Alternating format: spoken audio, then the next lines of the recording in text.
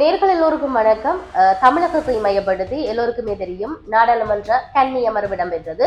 அந்த கன்னி அமர்வுல பேசப்பட்ட விடயம் தமிழ் படித்தால் பிச்சை எடுக்க கூட உதவாது என்ற விடயமானது பல வகையிலான பேசு பொருளை உண்டு பண்ணியிருந்தது. நிதியமைச்சர் சொன்ன அந்த ஒரு விடயம், அதே போன்று கமல்ஹாசன் சொன்ன கருத்தானது பெரிய அளவுல கருத்தாளர்களை உண்டு பண்ணியிருந்தது. இந்த விடயம் கடந்த 4ஆம் தேதி இடம்பெற்றிருந்தாலும் நாம் ஏன் என்று கொண்டு வந்திருக்கிறோம் என்றால், சமூக வலைதளத்தில் எங்க பார்த்தாலும் இந்தியாவை மையமாக கொண்டு, தமிழகத்தை மையமாக கொண்டு, இலங்கை அரசியல்வாதிகளாக இருக்கட்டும், இல்லாட்டி அரசியல் ஆய்வாளர்களாக இருக்கட்டும், மக்கள் மத்தியில் இந்த தமிழ் படித்தால் பிச்சை கூட எடுக்க முடியாது என்கின்ற இந்த நகர்வானது அதிகளவிலான கருத்தாளர்களை உண்டு பண்ணி இருக்கிறது. ஆகவே இது பற்றி ஒரு தெளிவு எங்களுக்கு தேவை. இது எந்த அளவுக்கு சரியான விடயம், ஏன் இதனை பேசினார்கள், உண்மையில் அங்கு என்ன நடந்தது என்பது பற்றியெல்லாம் நாங்கள் பார்க்க வேண்டிய தேவை இருக்கின்றது. சரி, இது மாதிரி இருக்கின்ற பொழுது தமிழ் படித்தால் பிச்சை கூட எடுக்க முடியாது, அதாவது எடுக்க உதவாது என நாடாளுமன்றத்தில் மத்திய நிதியமைச்சர் நிர்மலா சீதாராமன் பேசியதாக கூறி மக்கள் நீதி மையத்தின் தலைவரான கமல்ஹாசன் அதற்கு எதிர்வினை ஆற்றியிருக்கிறார். இந்த கமல்ஹாசன் ஆற்றிய உரைதான் அதிகளவில் சமூக வலைத்தளங்கள்ல செய்திகள்ல நாங்கள் பார்ப்பதை காணக்கூடியதாக இருந்தது. சரி, இந்த விவகாரத்தில் ஒவ்வொருவரும் பேசியது குறித்தும் சமூக வலைத்தளங்கள்ல சர்ச்சைகள் நிலவுகின்றன. உண்மையில் யார் என்ன சொன்னார்கள் என்ற கேள்வி இருக்கிறது.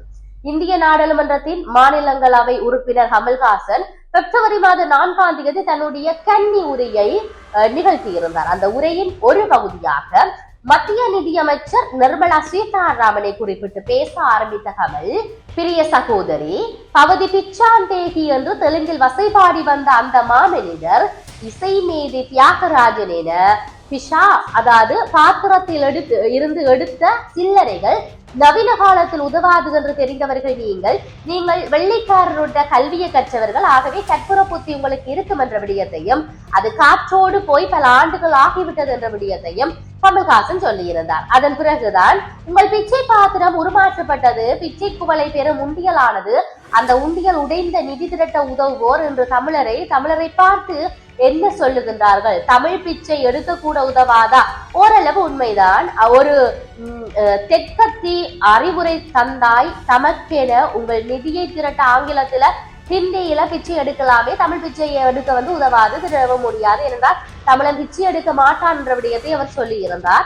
அவரது பேச்சு குறித்து செய்தி வெளியான போது தமிழ் பிச்சை எடுக்க கூட உதவாது என நிர்மலா சீதாராமன் கூறியதாகவும் அதுக்கு கமல்ஹாசன் பதில் அளித்தது போன்ற பல ஊடகங்கள் அந்த விடயத்தை குறிப்பிட்டிருந்தன. இதனையடுத்து நிதியமைச்சருடைய அலுவலகம் இது குறித்து விளக்கம் அளித்தது. அதாவது இது குறித்து விளக்கம் அளிக்கின்ற பொழுது கடந்த 2025ஆம் ஆண்டு மார்ச் மாதம் நடைபெற்ற நிகழ்வுல நிதியமைச்சர் அவர்கள் திரு ராமசாமி நாயக்கர் அவர்கள்ட்ட கூட்டை தெளிவாக மேற்கோள் காட்டி சொல்லியிருந்தார். அது அவருடைய சொந்த கருத்து அல்ல, அந்த விளக்கத்துல கூறப்பட்டிருந்த விடயம் என்று சொல்லப்பட்டிருப்பதை பார்க்கக்கூடியதாக இருக்கின்றது. உண்மையிலேயே நாங்கள் இது பற்றி பார்க்க வேண்டும். நிர்மலா சீதாராமன் என்ன பேசினார் என்பது சார்ந்து 2025ஆம் ஆண்டு மார்ச் மாதம் 4ஆம் தேதி இடம்பெற்ற நாடாளுமன்ற, அதாவது பட்ஜெட் கூட்டத்தொடரில் தேசிய கல்வி கொள்கை PM ஸ்ரீ திட்டம் தொடர்பாக விவாதம் நடைபெற்றது.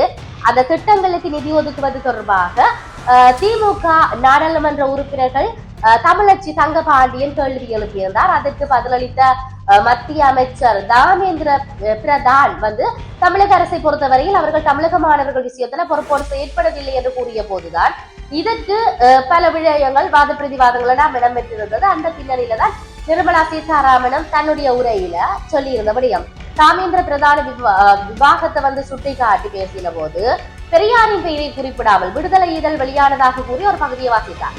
தமிழ் படித்தால் பிச்சை கூட கிடைக்காது, இந்த ஒரு வரி போதும், இருந்தாலும் முழுவதும் படிக்கிறேன். அதாவது தமிழ் படிப்பது பிச்சை எடுப்பதை தவிர உயிர் வாழ வேறு ஒன்றுக்கும் பயன்படவில்லை என்பதோடு இதற்காக செலவு செய்த காலத்தை வேறு துறையில செலவிட்டால் வாழ்வின் பயன்பாட்டுக்கு ஏற்றதாக இருந்திருக்கும் என்ற விடயத்தையும், 100 ஆண்டுகளுக்கு முன்பே தமிழ் கற்ற ஒரு அனுபவ புலவர் இந்த விடயத்தை பாடியிருக்கிறார் என்ற விடயத்தையும் சொல்லி இருந்தார். உண்மையிலேயே நிர்மலா சீதாராமன் ஏன் இந்த வரிக்கு சொல்லி இருந்தார் என்று சொன்னார், கல்வி விவகாரங்கள் சார்ந்து அங்கு பேசப்பட்டிருந்த அந்த ஒரு விவகாரத்தோடு அங்கு ஒரு வாத பிரதிவாதம் இடம்பெற்றது. அந்த பிரதிவாதத்துல அவர் இந்த வரியை சுட்டிக்காட்டி சொல்லியிருந்தார். ஆனால் மக்கள் நீதி மையத்தினுடைய தலைவர் கமல்ஹாசன் பிச்சை எடுப்பதற்கு கூட தமிழ் உதவாது என்ற விடயத்தை திரிவடைந்த மாதிரி அவர் சொன்ன ஒரு கருத்து ஒரு புறம் இருக்கு, இவா சொன்ன ஒரு கருத்து மற்ற புறம் இருக்கு.